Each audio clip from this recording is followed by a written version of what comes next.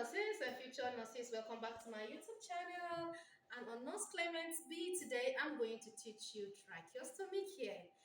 Today, I'm going to concentrate on tracheostomy care. At tracheostomy care, please don't forget to like, share, and subscribe to my YouTube channel at Nurse Clement B, right? So sit back and watch this video to the end. I believe it's going to be helpful to you as a student nurse and to you as a nurse too, to help you recall what you've been taught before in school. So sit back, let's go. So these are my requirements for tracheostomy care. Of course, it's a sterile procedure, so pardon me, I will not come close to show you this. I have my sterile glove ready. I have the Q-tips, the inner cannula, which I may change, I will change, and then the brush, right? I have the brush for cleaning the inner cannula, and I have my gauze. Then I have split gauze here. Then these two kidney dishes, I fill them up with sterile water. These are sterile water for me to wash the inner cannula. And I also have at the bottom shelf, I have two receivers for used gauze and another receiver for instruments. You can see. So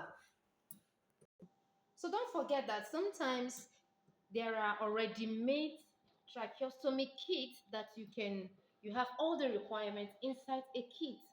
But in this aspect, in this procedure, I'm going to use different package of which I'm permitted to use receiver and the contents for a tracheostomy kit. The next step as a student nurse, you take an informed consent by explaining the procedure to the patient and also introduce yourself to the patient. Then you also ask the patient to confirm his or her name. Then you cross-check it on the patient's file, right? On the patient folder. So this patient is conscious. Of course, this patient is not unconscious. So I can ask the patient, well, tell me your full name and your date of birth. Then I cross-check it on the patient's folder. The next thing is for me to explain the procedure to the patient. So, Mr. John, I'm going to change this dressing. As you can see that your tracheostomy, the surrounding of your tracheostomy, it's soiled with secretion. So I am here to change it. So it's going to be a bit uncomfortable, but don't worry. I'm going to use normal saline and gauze and some Q-tips to clean this the surrounding of the tracheostomy. Is it okay with you? Then the patient may nod his or her head, or the patient may say yes. So the patient has consented to this procedure. So the next step is for me to perform hand hygiene. So follow me, let's go and perform hand hygiene. So I'm done performing hand hygiene. It is time for me now to don my sterile glove. Of course, it's a sterile procedure. So now I'm here to don my sterile glove. Remember, it's a sterile glove. I will start with my dominant hand and I will wear my glove. Of course, remember the technique for wearing a sterile glove. I have done a video on it. You can go and watch it. So the next one is for me to wear my non-dominant glove, hand glove. So I pick it this way and then I put on the glove. So now I'm done wearing my sterile glove. Remember, it's a sterile procedure. So do not forget that you have to maintain.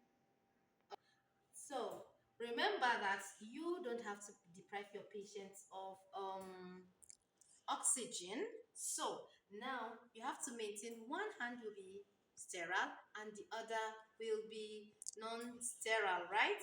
So now I'm going to use this hand as this one sterile hand. Then I'll pick it up.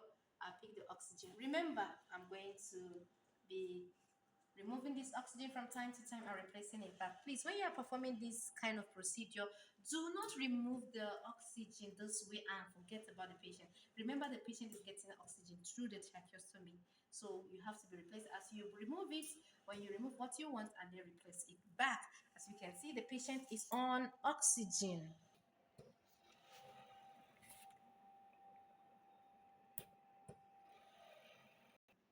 So You pull the oxygen face mask this way, one side,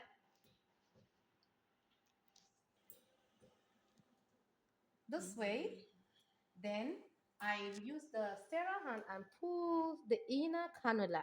Then I replace back the oxygen so that you not deprive your patient of oxygen. Then I use this cannula, put it inside the normal saline. Remember, if you don't have any extra inner cannula like this, you can use this former cannula, right? You wash it. Remember, you wash it using this wire brush. You wash it. You wash it this way. Make sure you brush it inside, then you come out. There may be lots of secretion attached to the inner cannula.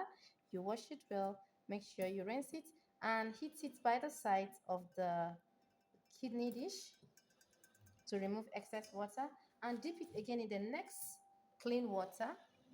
Mm?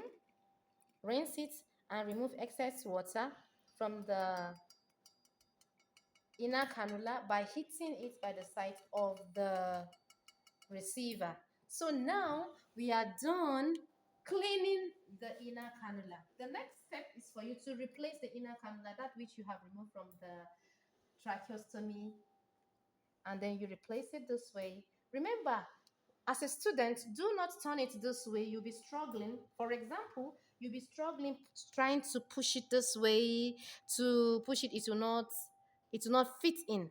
But when you put it this way, as a C shape, you put it directly inside carefully, and then you replace the oxygen. Remember, the patient is there are some gauze around, and this gauze may be soaked with secretion.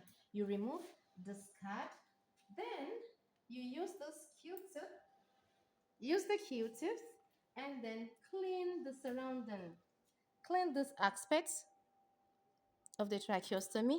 This card, use another Q-tip, clean this card, use the next one, clean, and then this card.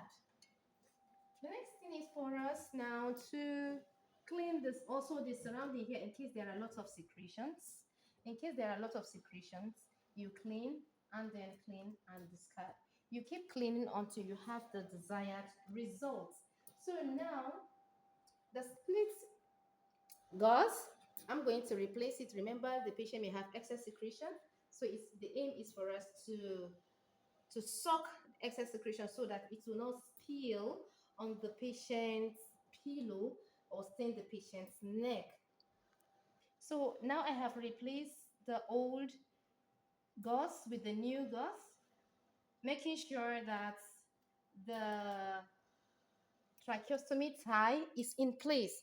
And in case the tracheostomy tie also is not is dirty or is being soaked with excess secretion, you can carefully remove it and replace it with a new one. So as you can see now, I have given my patients a tracheostomy care, and I did not deprive my patient of oxygen. I maintained the oxygen all through the procedure. So you do the same whenever you are doing this. The next thing now during exams as a student nurse is for you to remove used glove, right? So be careful when you're removing glove, not to contaminate yourself. You pinch this way, pull it, and hold it in the non-dominant hand. Use your index finger and remove this and drop it in the bin, right? So the next thing is for me to go and perform hand hygiene. So the next thing is for me to record this particular procedure that I'm done, tracheostomy care, of course, in the patient's folder. So I record it in the patient's folder, or record it in the computer using the patient's identity, the right identity. I record it. If there is any observation, maybe rashes around the tracheostomy, or if the secretion is offensive, I also record such information. Any other observation at all, if you have, you record it. Record the time that you perform, the secretion, is it excess, is it low, is it normal? So you record it. Are there mucus? You record it, right? So that is what you have to record. Remember, record keeping is very, very important in nursing. So after recording the procedure which you have performed on the patient, you will requirements that is not we are done, of course. You will await go and discard use equipment, and then that is all. You are done performing tracheostomy care on this patient. Please do not forget to like this video, share, subscribe to my YouTube channel. And I love you all. You are doing well. Those that have been watching my videos, liking and sharing, thank you very much.